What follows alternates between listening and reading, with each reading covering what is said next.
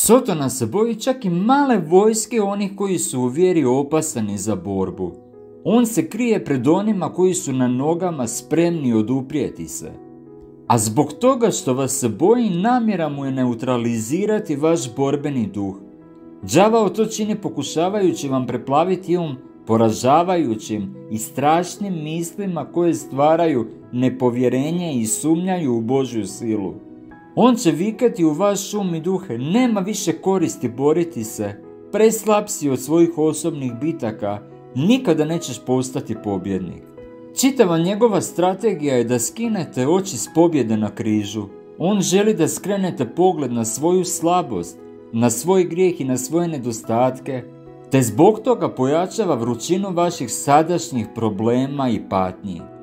On želi da povjerujete da niste dovoljno jaki da idete dalje, ali ne radi se o vašoj snazi nego o Isusovoj.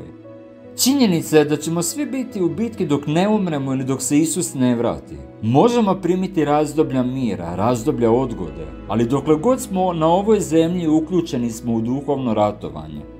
Tim bitkama jednostavno nema kraja.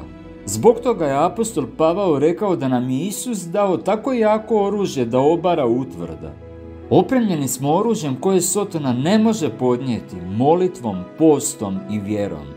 Neki kršćani su se toliko usredotočili na svoju bol ili kušnju da su se pomirili s njom. Kad sretnete takve vjernike, jedina stvar o kojoj mogu pričati jest njihova borba. Nikada ne čujete nikakvo spominjanje pobjede koju je Krist za njih zadobio. Neka nikada ne bude tako s narodom Božjim.